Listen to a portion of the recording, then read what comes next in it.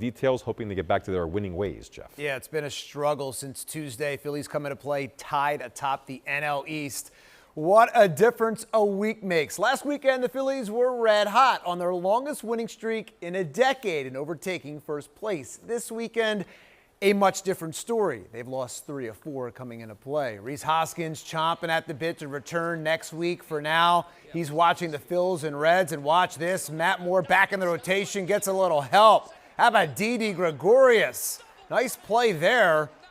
Yeah, Matt Moore is fired up. And he'll like this too. Ronald Torreyes playing third for the second straight day for the struggling Alec Boehm. Gets the Phillies on the board. Solo shot in the third. 1-0 Phils. Matt Moore, brilliant. In his first start in weeks, he has a no-hitter through 6 with 8 strikeouts. Maybe we'll see more of Matt if he keeps this up. Right now, the Phillies up 2 in the 6th. All right, good news for Eagles first-rounder Devontae Smith. He is getting closer to returning from that knee injury. Smith is progressing well, and he increased his workload today, doing some conditioning out on the field. The wide receiver is listed as day-to-day. As far as Eagles left tackle Andre Dillard, here he is talking with head coach Nick Sirianni today. He was trying to keep his head up. Tough go for the former first-rounder. He remains week to week with a knee injury after missing all of last year. Sirianni's not ready to name Jordan Mailata the starting left tackle, at least yet, but it's coming. And Sirianni's trying to remind Dillard and really everyone else out there to stay upbeat. Guys, adversity's coming, right?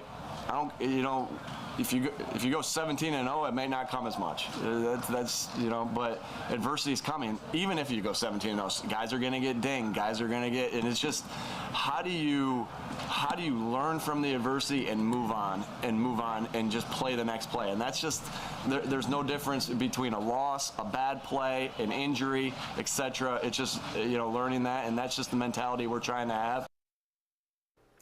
Former Eagles coach Doug Peterson spent a few days hanging out with Carson Wentz and Frank Reich at Colts camp. Peterson even stayed at Reich's house in Indy. Doug Peterson, yeah, it was great. We've kept in touch.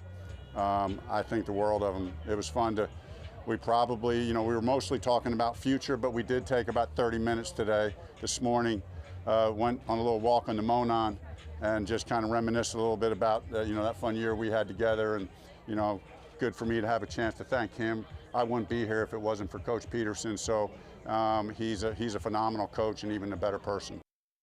By the way, speaking of former Eagles, Jason Peters is going to the Bears. All right, Little League World Series, 2 teams from our area going head-to-head tonight in the regional final. Upper Providence, the Little League team from Oaks, Montgomery County, will face Toms River East at the top of the hour for the Mid-Atlantic Championship. Regardless of who wins this game, both teams will advance to Williamsport for next weekend's games. There's no international teams this year.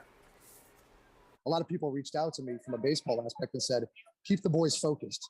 And my immediate response is they're keeping us focused because they're kind of just, walking over here, what time are we hitting in the cages? Yeah, we're still getting that kind of stuff.